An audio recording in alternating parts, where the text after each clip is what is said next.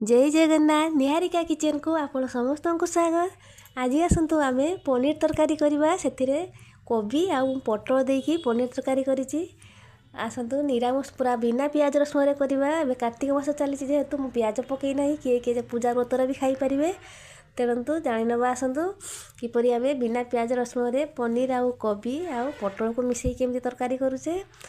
तो आ डेरी करवानी से कोबी आउ पटल काटिकी रखी पनीर भी को काटी देछि। एबे छाणीबा आरंभ स्टार्ट करदबा।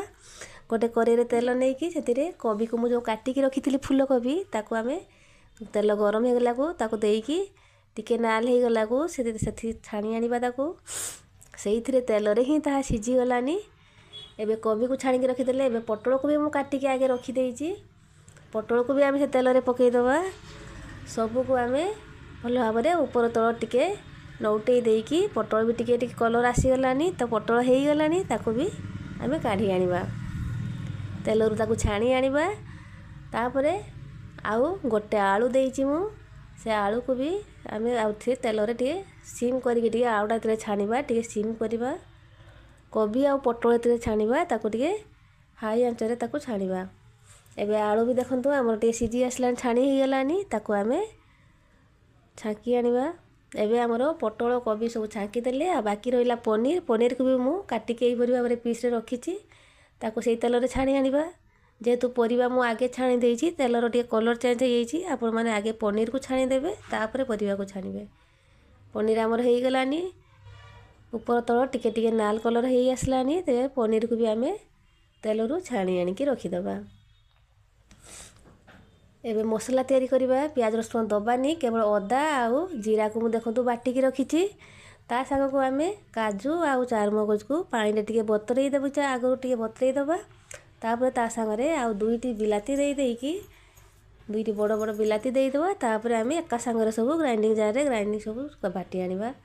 एबे आमे आउ गोटे करेई बसेबा। तेल गरम हेई गलानी तेल मु देई देइछि रिफाइन तेल रे आज करूछि। सेतिरे टिके गरम मसला गुजराती आउ डालचीनी देकी जो अदा आउ जीरा को बाटिकी रखिथिले ताको देई दबा। ताको टिके तेल रे कम आंच रे टिके ताको भाजी भाजी दबा। टिके अल्प भाजी हो गला परे सेतिरे आमे हळदी 2 चामच देई दबा। क्वांटिटी अनुसार परिबा आपण केते तरकारी करछन सेई अनुसार हळदी गुंड देबे बेसी लागिबोनी पनीर तरकारी रे। तापरे आमे लंका गुंड आमे चामच देई दबा 2 चामच लंका गुंड देई दबा। एबे जो तापरे आमे टिके तेल रे भाजी देकी जो मसला आमे बाटिकी रखिथिले आ काजू जो बाटिकी रखिथिले बिलाती संगरे से सब मसला को पकई दबा। अदा हमर भाजी हो जाइछि।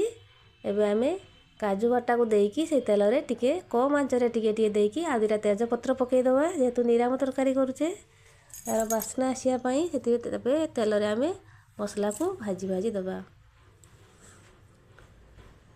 देखंतु कम आंच रे टिके स्लो आंच देबे। तापर आमे मसला को टिके भाजीबा आ तापरे मेथी पत्र को टिके पकेइबा। त मसला हमर हेई आसिलानी। एबे आमे मेथी पत्र गुंड को टिके पकेइ दबा ते तार बास्ना बहुत सुंदर आसीबो। एबे मसला हमर हेई जाइछि पूरा। सेतिरे आमे धनिया गुंड 2 चामच देई देली आउ जीरा त आमे बाटिथिले कंचा जीरा आ टिके भाजा जीरा जो गुंड करके रखिथिली से गुंड को चामच देई देकी मसला पानी जो थिला जो काजू बाटिथिले सेई ग्राइंडर रे टिके पानी रखिथिले सेई पानी को आमे देई देले। ए देखंतु सुकी आसलानी हमरो मसला पूरा पानी मरी जाइछि। तेबे आमे परिबा जो छाणी की रखिथिले कोबी आउ पटल आ गोटे आलू को आमे ए मसला रे सब देई दबा। पनीर को आ टिके परे दबा आगे आगे देई देली। लूण आमे स्वाद अनुसार लूण 2 चामच देई दबा। आउ जो पनीर को छाणी की रखिथिले ताको भी संग रे देई दबा। एका संग रे सब को आमे एबे कसी दबा। सब मसला को आमे एकाले कसी दबा सब संग रे।